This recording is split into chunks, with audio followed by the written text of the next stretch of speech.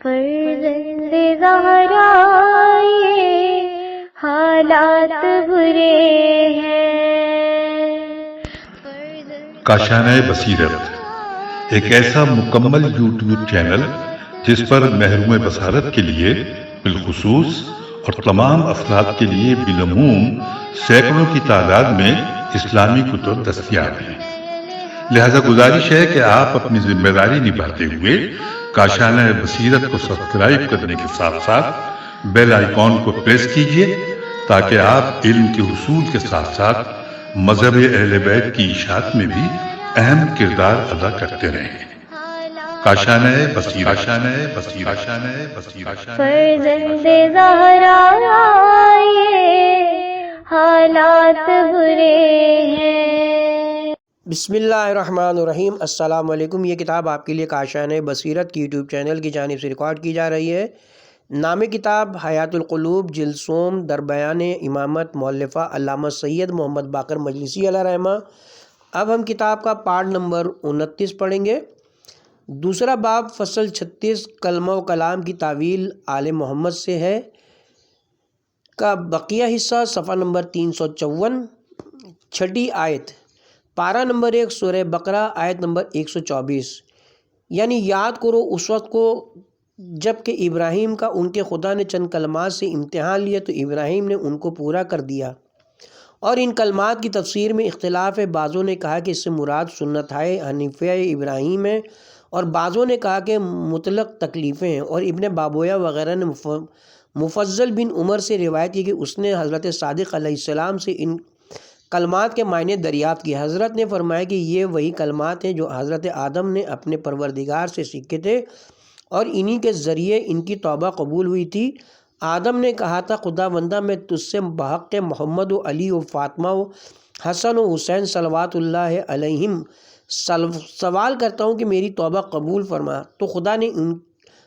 خدا نے ان کی توبہ قبول فرمائی۔ مفضل نے پوچھا کہ پھر فاطمہون کے کیا معنی ہوئے؟ حضرت نے فرمایا کہ ابراہیم نے قائم آل محمد تک ہر امام کے نام زبان پر جاری کیے۔ مولف فرماتے ہیں کہ یہی تعویل نتمہ آیت پر زیادہ منطبق ہے، کیونکہ اس کے بعد حق تعالیٰ فرماتا ہے کہ میں نے تم کو لوگوں کا امام بنایا، تو ابراہیم نے عرش کی پالنے والی میری ذریت میں سے بھی امام بنا۔ خدا نے فرمایا کہ یہ عہد امامت ظالموں کو نہیں پہنچے گا، یعنی تمہاری ذریت سے اس کو امام بنا دے گا جو گناہوں سے معصوم ہوگا۔ لہٰذا اس آیت کے معنی یہ ہوں گے کہ حق تعالیٰ نے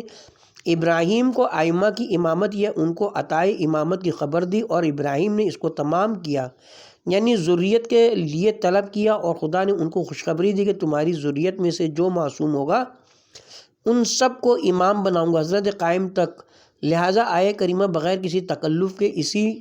معنی پر منطبق ہوتی ہے۔ اس تفسیر کی بنا پر ممکن ہے کہ ضمیر فاطمون خدا کی طرف راجع ہو، یعنی خدا نے امامت کو آخر یعنی قائم آل محمد تک تمام کر دیا ہے۔ 7ویں آیت، پارہ نمبر 26 سورہ فتح، آیت نمبر 26۔ یعنی پھر خدا نے اپنے رسول اور مومنین کے دلوں پر تسکین نازل فرمائی اور ان کے لیے کلمہ تقوی لازم قرار دیا، اور وہ اس کے زیادہ حقدار تھے، اور کلمہ تقوی وہ کلمہ ہے جو ان کو عذاب الہی سے محفوظ رکھے، یا وہ کلمہ ہے جس کو پرہیزگار لوگ اختیار کرتے ہیں۔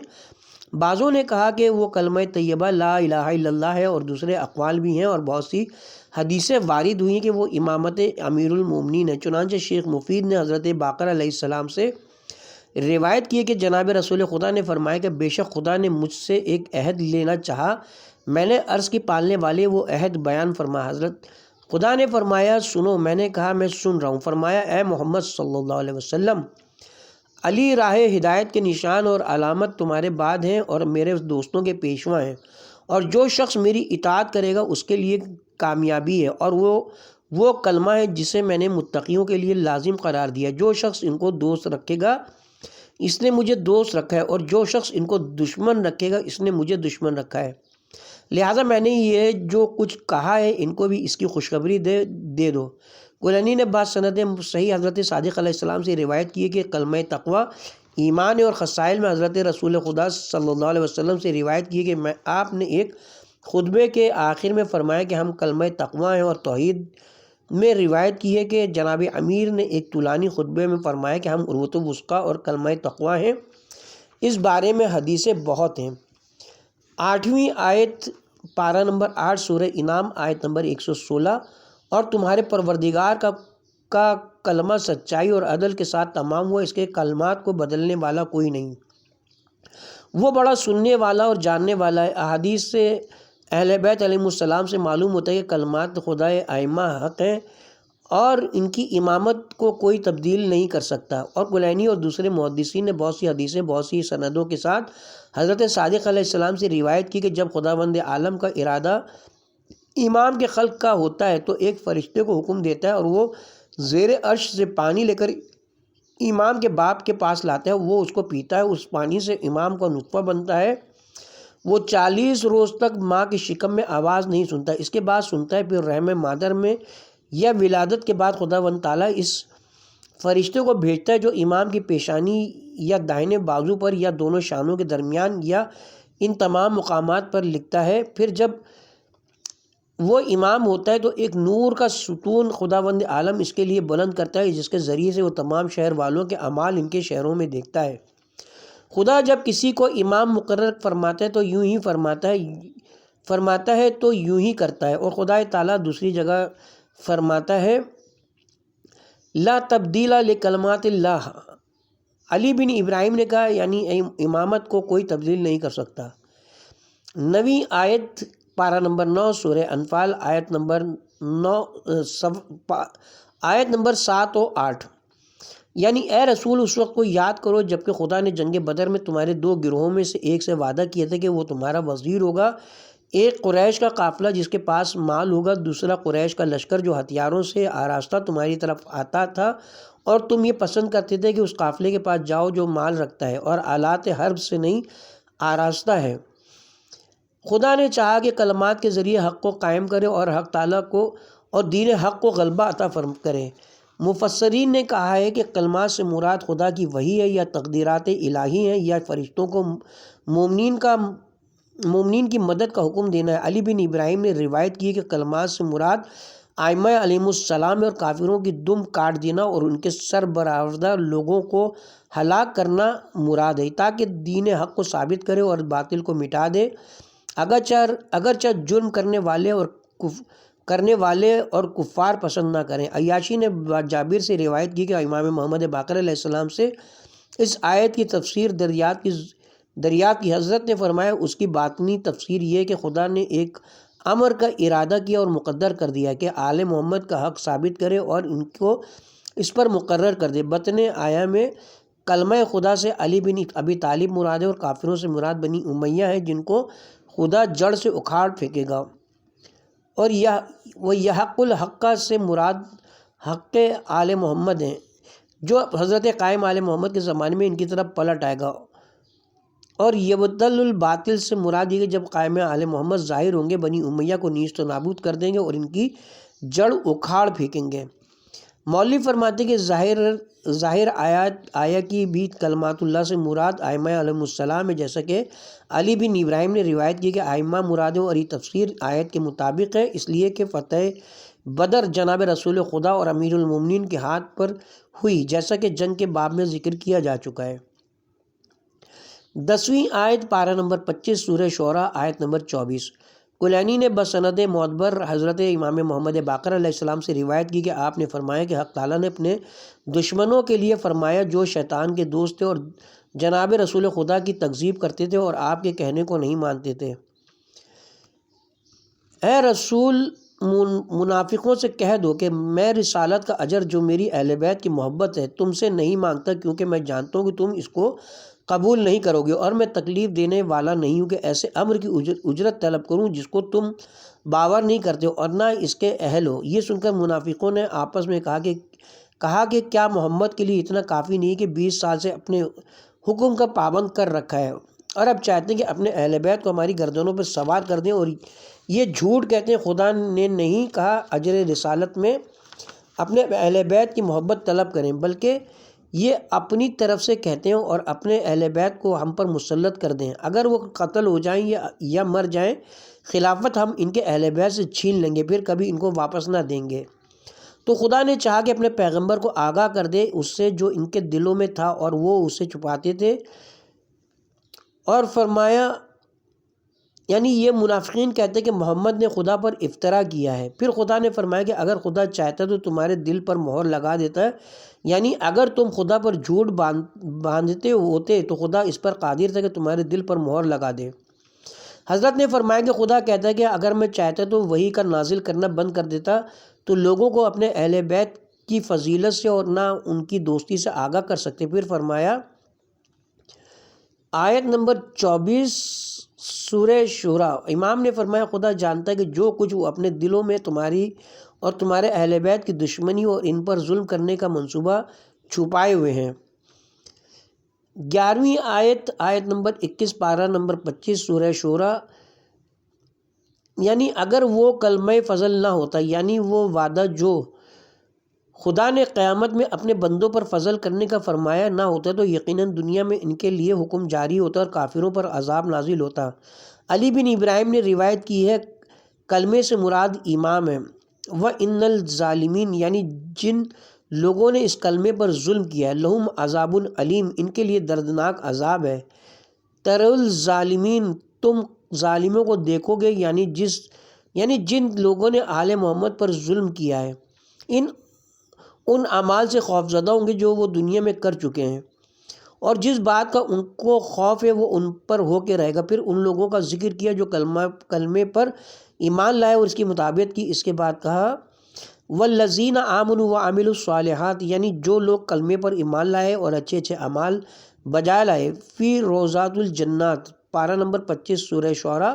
آیت نمبر 22، ان کے لیے بہشت کے باغات ہیں اور اس میں وہ سب کچھ ہے جو چاہیں گے۔ یہ ہے وہ فضل خدا، یہ ہے وہ فضل بزرگ، یہ وہ خوشخبری جو خدا اپنے ان بندوں کو دیتا ہے جو اس کلمے پر ایمان لائے ہیں اور وہ نیک اعمال بجا لائے جن کا ان کو حکم دیا گیا ہے، یہاں تک کہ علی بن ابراہیم کی روایت تھی۔ 12ویں آیت سورہ یونس، پارہ نمبر 11 آیت نمبر 96، یعنی وہ لوگ جن پر تمہارے پروردگار کا کلمہ لازم ہو چکا ہے وہ اس پر ایمان نہیں لائیں گے اگرچہ ان کے پاس تمام نشانیاں آ جائیں، یہاں تک کہ وہ دردناک عذاب دیکھیں۔ مفسروں نے کہا ہے کہ کلمہ خدا سے مراد خدا کی جانب سے یہ خبر ہے کہ یہ ایمان نہیں لائیں گے یا خدا کے عذاب کا وعدہ ہے، اور علی بن ابراہیم نے روایت کی کہ یہ آیت اس جماعت کی شان میں نازل ہوئی ہے جن لوگوں نے امیر المومنین کی امامت سے انکار کیا، جبکہ ان کے سامنے علی کی ولایت پیش کی گئی اور ان پر واجب کیا گیا کہ ایمان لائیں، اور وہ لوگ ایمان نہیں لائے، لہذا کلمہ ولایت علی ہے۔ 17ویں آیت پارہ نمبر 22 سورہ فاطر آیت نمبر 10، یعنی نیک عمل خدا کی جانب بلند ہوتا ہے اور عمل صالح کلمہ نیک کو بلند کرتا ہے، یا کلمہ طیب نیک عمل کو بلند کرتا ہے۔ ابن شہر عاشوب نے حضرت صادق علیہ السلام سے روایت کی کہ حضرت نے اپنے سینہ مبارک کی جانب اشارہ کیا اور فرمایا کہ اس سے مراد ہم اہل بیت کی ولایت اور ہمارے امامت کا اقرار ہے۔ جو شخص ہماری ولایت نہیں جانتا اس کا کوئی عمل بلند نہیں ہوتا اور نہ مقبول ہوتا ہے۔ ان معنوں کی توضیح دوسرے مقام پر بھی ہوئی ہے۔ اس کے ساتھ ہی یہاں پہ 36ویں فصل اپنے اختتام کو پہنچی اور آغاز ہوتا ہے 37ویں فصل اس بیان میں کہ اہل بیت خدا کی حرمت میں داخل ہیں۔ خدا بند عالم ارشاد فرماتا ہے، پارہ نمبر 17 سورہ حج آیت نمبر 30، یعنی جو شخص حرمات خدا کی تعظیم کرے اور اس کو بزرگ سمجھے تو یہ اس کے لیے اس کے پروردگار کے نزدیک بہتر ہے۔ حرمت نعمت میں وہ امر ہے جس کی رعایت لازمی ہے اور اس کی ذلت اور بے حرمتی جائز نہ ہو۔ بعض مفسرین کہتے ہیں کہ اس سے مناسک حج مراد ہے، اور بعض کا قول ہے کہ کعبہ مراد ہے اور مکہ اور ماہ حرام اور مسجد الحرام ہے۔ ابن بابویہ نے بسند صحیح حضرت صادق علیہ السلام سے روایت کی کہ خدا کی 3 حرمتیں ہیں جن کے مثل کوئی چیز نہیں۔ نمبر 1 کتاب خدا جو خدا کی حکمت اور نور ہے۔ نمبر 2 خانہ کعبہ جو لوگوں کا قبلہ قرار دیا گیا ہے اور اس شخص کی نماز قبول نہیں جو اس کے علاوہ کسی اور طرف رخ کرے اور متوجہ ہو، اور اس کے پیغمبر کی اطاعت۔ نمبر 3 اس کے پیغمبر کی اطاعت۔ مخالفین کے طریقے سے ابو سعید سے روایت کی ہے کہ جناب رسول خدا صلی اللہ علیہ وسلم نے فرمایا کہ خدا کی حرمتیں ہیں، جو شخص ان کی حفاظت کرے گا خدا تعالیٰ اس کے دین و دنیا کی حفاظت کرے گا، اور جو شخص ان حرمتوں کی حفاظت نہیں کرے گا خدا اس کے کسی امر کی حفاظت نہیں کرے گا، اور وہ حرمت اسلام میری حرمت اور میرے اہل بیت کی حرمت ہے۔ انہی کے طریقے سے جابر بن عبداللہ انصاری سے روایت کی ہے، وہ کہتے ہیں کہ میں نے حضرت رسول خدا سے سنا کہ قیامت کے دن 3 چیزیں خدا سے شکایت کریں گی۔ نمبر 1 مصحف قرآن مجید، نمبر 2 مسجد، اور نمبر 3 میرے اہل بیت علیہ السلام۔ قرآن کہے گا کہ خدا بندہ مجھ میں تحریف کی ہے اور پارا پارا کیا۔ مسجد کہے گی خدا بندہ مجھ کو معطل چھوڑ دیا اور میری حرمت ضائع کی۔ اور میری اطرت کہے گی خدا بندہ ہم کو ظالم امت نے قتل کیا اور گھروں سے نکالا اور آوارہ کیا۔ اس وقت میں لوگوں سے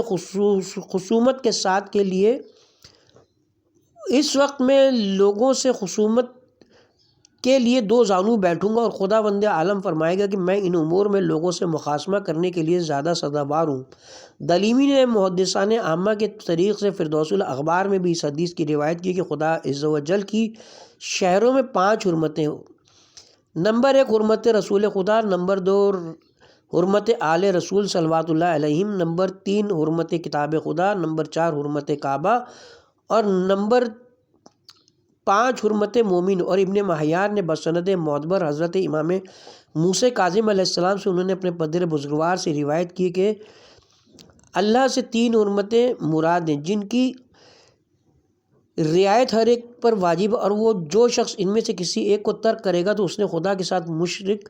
کیا۔ پہلی حرمت کعبہ جس کو خدا نے محترم قرار دیا، وہ دوسری کتاب خدا کو معطل کرنا اور اس کے خلاف عمل کرنا، تیسری حرمت یعنی ہماری مودت اور اطاعت کو قطع کرنا جس کو خدا نے واجب قرار دیا ہے۔ مولوی فرماتے ہیں کہ اس آیت کے کریمہ اور خاصہ و عامہ کی معتبر حدیثوں سے ظاہر ہوتا ہے کہ جناب رسول خدا اور ائمہ ہدیٰ صلوات اللہ علیہم کی تعظیم ان کی حیات اور بعد وفات واجب ہے۔ اسی طرح ان چیزوں کی تعظیم واجب ہے جو ان حضرات کی جانب منسوب ہے، جیسے ان کے مشاہد مقدسہ اور ذریعہ مشرفہ اور ان کے آثار ارشادات اور ان کی ذریت اور وہ لوگ یعنی سادات جو ان کے طریقے پر ہوں اور ان کے ارشادات کے راوی اور ان کے علوم کے عالم حضرات، کیونکہ ان سب کی تعظیم انہی حضرات کی تعظیم کے سبب سے ہے۔ اس کے ساتھ ہی یہاں پہ فصل 37 اہل بیت خدا کی حرمت میں داخل ہے اپنے اختتام کو پہنچتی ہے۔ صفحہ نمبر 361 آغاز ہوتا ہے 38ویں فصل اس تعویل کے بیان میں کہ آیات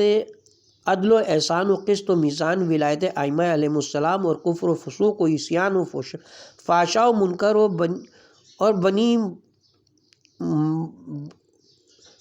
و بغی سے مراد ان کی عداوت اور ولایت کا ترک کرنا ہے۔ اس باب میں بہت سی آیتیں ہیں۔ پہلی آیت پارہ نمبر 14 سورہ نحل آیت نمبر 90، یعنی یقیناً خداوند عالم انصاف اور احسان اور عزیزوں کے ساتھ نیکی کرنے کا حکم دیتا ہے اور برائیوں اور ناپسندیدہ افعال اور ظلم سے منع کرتا ہے۔ خدا تم کو نصیحت کرتا ہے تاکہ تم نصیحت حاصل کرو۔ علی بن ابراہیم نے کہا ہے کہ عدل سے مراد لا الہ الا اللہ محمد رسول اللہ کی گواہی دینا ہے، اور احسان سے مراد امیر المومنین ہے، اور بغی و فحشاء و منکر سے تینوں ستمگار مراد ہیں، یعنی اس امت کے فرعون و حامان و قارون۔ ارشاد القلوب میں حضرت امام محمد باقر علیہ السلام سے روایت کی کہ عدل سے مراد توحید و رسالت کی گواہی اور ابتائے ذی القربہ سے مراد حسن و حسین اور فرزندان امام حسین علیہ السلام میں سے ائمہ طاہرین مراد ہیں، اور فحشاء و منکر و بغی سے وہ لوگ مراد ہیں جنہوں نے اہل بیت پر ظلم کیے، ان کو قتل کیا، ان کا حق غضب کیا۔ اور عیاشی نے حضرت صادق علیہ السلام سے روایت کی کہ عدل سے مراد توحید کی گواہی دینا ہے، اور اطاعت ذی قربہ سے مراد ہر امام کا اپنے بعد کے امام کو امامت سپرد کرنا ہے، اور فحشاء و منکر و بغی ائمہ ظالمین کی محبت ہے۔ اور حضرت امام محمد باقر علیہ السلام سے روایت کی کہ عدل سے مراد شہادتین اور احسان سے ولایت امیر المومنین علیہ السلام ہے، اور فحشاء ظالم اول اور منکر ظالم دوم اور بغی ظالم سوم ہے۔ دوسری روایت کے مطابق فرمایا کہ عدل سے مراد ذات سرور کائنات ہے، جس نے حضرت کی اطاعت کی تو اس نے عدل کیا، اور احسان سے مراد امیر المومنین علیہ السلام ہے، جس نے آپ کی ولایت اختیار کی، اس نے نیکی اختیار کی، اور محسن یعنی نیکی کرنے والے کی جگہ بہشت میں، اور ایتاء ذی القربہ سے مراد ہمارے قرابت کی رعایت کرنا ہے، کیونکہ خدا نے ہماری اور ہمارے فرزندوں کی مودت و محبت کا حکم دیا ہے اور منع کیا ہے لوگوں کو فحشاء و منکر و بغی سے، یعنی ان لوگوں سے محبت کرنے کو جنہوں نے ہم سے بغاوت کی اور ہم پر ظلم کیا اور لوگوں کو غیروں کی طرف بلایا۔ اور فراد ابن ابراہیم نے حضرت امام محمد باقر علیہ السلام سے روایت کی کہ عدل رسول خدا ہیں، احسان امیر المومنین اور ذی القربہ جناب معصومہ صلوات اللہ علیہم ہے۔ دوسری آیت پارہ نمبر 14 سورہ نحل آیت نمبر 76، خدا نے دو شخصوں کی مثال بیان کی، ایک گونگا ہے جو کسی بات پر قادر نہیں اور وہ اپنے آقا پر بوجھ ہے، جس کام پر اس کو مقرر کرتا ہے وہ کچھ نہیں کرتا، کیا وہ اور دوسرا وہ شخص برابر ہو سکتا ہے جو عدل و انصاف کا حکم دیتا ہے اور وہ سیدھی راہ پر ہے؟ بعض مفسرین نے کہا کہ خداوند عالم نے یہ مثال اپنی اور بتوں کی بیان کی ہے، بعضوں نے کہا کہ کافر و مومن کی مثال ہے، اور علی بن ابراہیم نے روایت کی کہ یہ مثال امیر المومنین اور ائمہ علیہم السلام اور ان کے اصحاب خاص کے لیے بیان کی ہے، کیونکہ امیر المومنین اور ائمہ معصومین علیہم السلام لوگوں میں اقوال و افعال کے ذریعے سے عدالت کے ساتھ حکم کرتے تھے اور سیدھے راستے پر تھے۔ خدا فرماتا ہے یا ارشاد رسول ہے کہ جو میرا طریقہ تھا وہی ان کا تھا، اور ائمہ جور سب کے سب امر حق بیان کرنے اور خلائق کی ہدایت کرنے میں گونگے تھے، اور خدا کا کوئی امر ان سے جاری نہیں ہوا، تو کیوں کر یہ اور وہ برابر ہو سکتے ہیں؟ اس تعویل کی بنا ممکن ہے کہ آقا سے مراد خدا ہو یا جناب رسول خدا، کیونکہ جناب پیغمبر خدا نے جس جنگ میں ان کو بھیجا وہ لوگ بھاگتے رہے اور کوئی امر خیر ان کی ذات سے جاری نہیں ہوا۔ آیت کی یہ تفسیر دوسری تفسیروں سے زیادہ مطابق ہے۔ تیسری آیت پارہ نمبر 15 سورہ بنی اسرائیل آیت نمبر 35، یعنی عہد و پیمان کو پورا کرو، بے شک قیامت میں عہد کے بارے میں سوال کیا جائے گا، اور جب کوئی چیز ناپو تو پوری ناپو، اور جب کچھ تولو تو درست و صحیح ترازو سے تولو، یہ تمہاری عاقبت کے لیے زیادہ بہتر ہے۔ سید ابن طاؤس ابن مہیار کی تفسیر میں حضرت موسیٰ کاظم علیہ السلام سے انہوں نے پروردگار سے روایت کی کہ عہد سے مراد وہ عہد ہے جو رسول خدا نے ہم اہل بیت کی مودت اور امیر المومنین کی اطاعت کے بارے میں لوگوں سے لیا، اور یہ کہ ان کی مخالفت نہ کریں گے اور خلافت میں ان پر سبقت نہ کریں گے اور نہ ان سے قطع رحم کریں گے، اور لوگوں کو یہ بھی بتلا دیا کہ خدا نے ان سے روز قیامت سوال کرے گا۔ خدا ان سے روز قیامت سوال کرے گا کہ اہل بیت پیغمبر اور کتاب خدا کے ساتھ کیا کیا، اور قسطاس سے مراد امام ہے جو عدالت کے ساتھ لوگوں میں حکم کرتا ہے، اور ائمہ اطہار کا حکم میزان عدالت ہے، اس لیے فرمایا کہ یہ بہتر اور تعویل میں خوب تر ہے، یعنی وہ تعویل قرآن بہتر جانتا ہے اور جانتا ہے کہ لوگوں کے درمیان کیوں کر حکم کرنا چاہیے۔ اسی کی معاہدہ وہ روایت جو کلینی نے قول حق تعالیٰ پارہ نمبر 15 سورہ انبیاء آیت نمبر 47، یعنی قیامت کے روز ہم ترازوئے عدالت نصب کریں گے۔ امام نے فرمایا کہ وہ ترازو پیغمبر اور ان کے اوصیاء ہیں۔ چوتھی آیت پارہ نمبر 9 سورہ اعراف آیت نمبر 199، یعنی لوگوں کو معاف کر دو اور نیکی کا حکم دو اور جاہلوں سے روگردانی کرو۔ عیاشی نے حضرت صادق علیہ السلام سے روایت کی کہ معروف سے مراد ولایت ائمہ معصومین علیہم السلام ہے۔ پانچویں آیت پارہ نمبر 15 سورہ بنی اسرائیل آیت نمبر 82، یعنی قرآن سے ظالموں کے لیے سوائے نقصان کے کچھ نہیں حاصل ہوگا۔ عیاشی نے حضرت باقر علیہ السلام سے روایت کی ہے کہ آل محمد پر ظلم کرنے والے مراد ہیں جنہوں نے ان کے حق کو غصب کیا۔ چھٹی آیت پارہ نمبر 8 سورہ اعراف آیت نمبر 33، بے شک خدا نے برے کاموں کو حرام کر دیا، خواہ ان میں سے ظاہر بظاہر ہو یا پوشیدہ۔ مفسروں نے کہا کہ اس سے مراد زنا ہے، چاہے وہ ظاہر بظاہر ہو یا پوشیدہ طور سے ہو، اور کلینی اور نعمانی نے روایت کی قرآن کا ظاہر ہے اور باطن، اور جو قرآن میں حرام ہے اس کا ظاہر حرام ہے اور اس کا باطن حاکمان جور و ظلم اور دشمنان اہل بیت ہیں، اور وہ تمام امور جو قرآن میں حلال ہیں اس کا ظاہر حلال ہے اور اس کا باطن امامان حق ہیں علیہم السلام ہے۔ 7ویں آیت، پارہ نمبر 8 سورہ اعراف، پارہ نمبر 28۔ یعنی جب یہ لوگ برے کام کرتے ہیں تو کہتے ہیں کہ ہم نے اس پر اپنے باپ دادا کو عمل کرتے ہوئے پایا ہے اور خدا نے ہم کو اس کا حکم دیا ہے۔ اے رسول کہہ دو کہ خدا برے کاموں کا حکم نہیں دیتا، تو کیا تم خدا پر افترا کرتے ہو ان باتوں کا جو تم نہیں جانتے۔ کلینی نے روایت کی کہ محمد بن منصور نے حضرت صادق علیہ السلام سے اس آیت کے معنی دریافت کی۔ حضرت نے فرمایا کہ کیا تم نے دیکھا یا سنا ہے کہ کوئی کہے کہ خدا نے مجھے زنا کرنے یا شراب پینے یا ایسے ہی فعل حرام کرنے کا حکم دیا ہے؟ اس نے کہا نہیں، تو حضرت نے فرمایا کہ پھر وہ بری باتیں اور عمل قبیح کیا ہے جس کا وہ دعویٰ کرتے تھے کہ خدا نے ان کو اس کا حکم دیا ہے؟ اس نے کہا خدا اور اس کا ولی بہتر جانتے ہیں۔ حضرت نے فرمایا کہ یہ آیت حاکمان جور و ستم کے بارے میں نازل ہوئی ہے جس کا مخالفین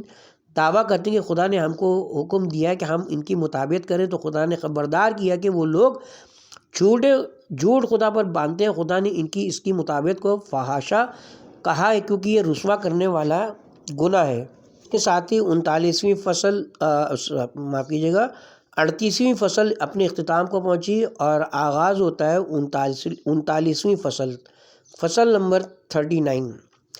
اس بیان میں کہ جنب اللہ، وجیہ اللہ اور ید اللہ وغیرہ جیسے الفاظ سے مراد رسول خدا اور ائمہ طاہرین ہیں صلوات اللہ علیہم۔ اس باب میں آیتیں بہت ہیں۔ پہلی آیت پارہ نمبر 24 سورہ زمر آیت نمبر 55-56، یعنی جو بہتر چیز تمہارے پروردگار کی طرف سے تمہارے پاس بھیجی گئی ہے اس کی پیروی کرو قبل اس کے کہ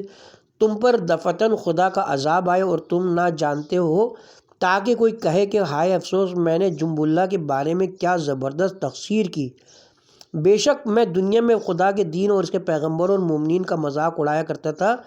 جم کے معنی لغت میں پہلو کے ہیں مگر یہاں مجازی معنی مراد ہیں۔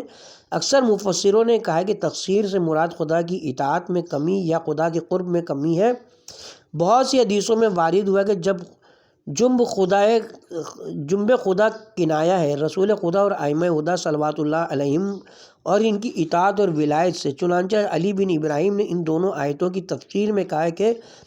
جو چیز تمہاری طرف بھیجی گئی ہے یعنی قرآن، اور قرآن میں جو بہترین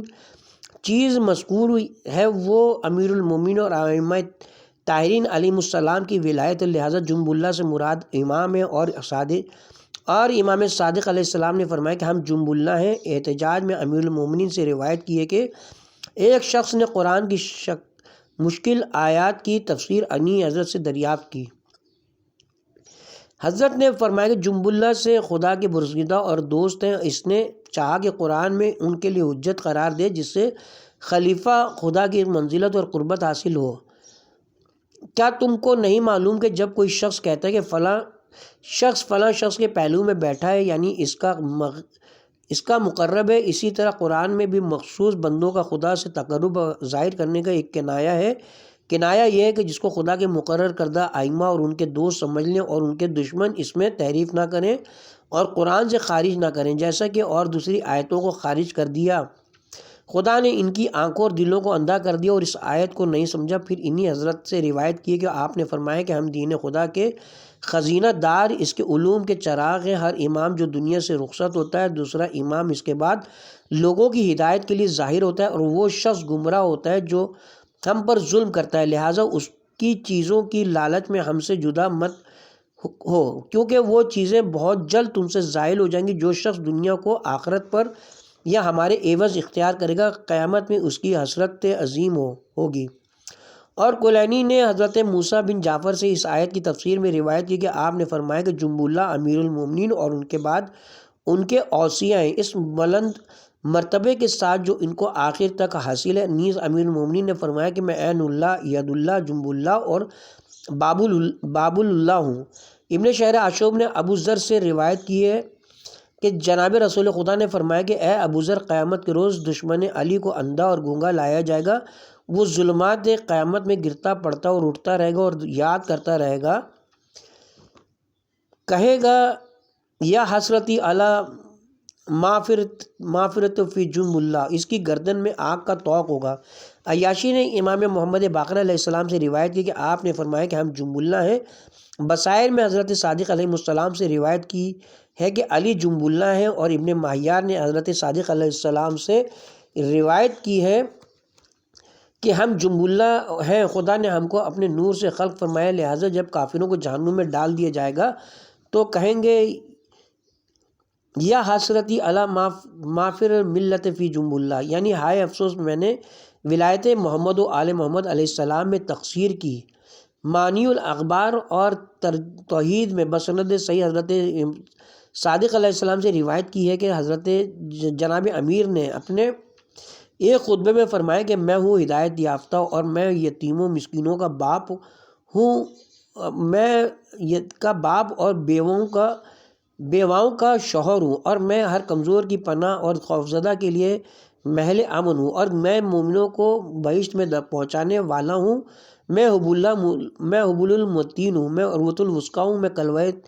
میں کلمہ تقویٰ ہوں، میں چشم خدا اور خدا کی راست گو زبان اور جنب اللہ ہوں، جس کے بارے میں خدا فرماتا ہے یا حسرت الالما فطرت، اور میں دست خدا ہوں جس کو خدا نے اپنے بندوں پر اپنی رحمت و مغفرت کے لیے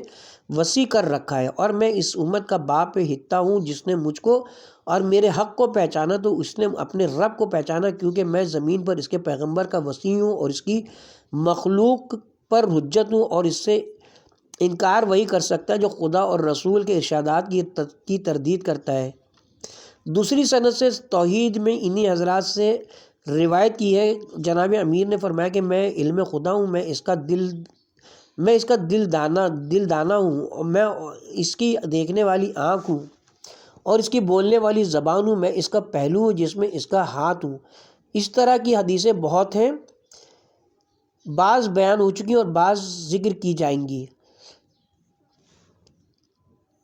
فصل 29 جنب اللہ، وجیہ اللہ اور ید اللہ وغیرہ سے مراد احمد طاہرین ہے۔ فصل نمبر 39 ابھی کا بیان ابھی جاری ہے، اور لیکن ہم یہاں پہ کتاب کے پارٹ نمبر 29 کا اختتام کرتے ہیں،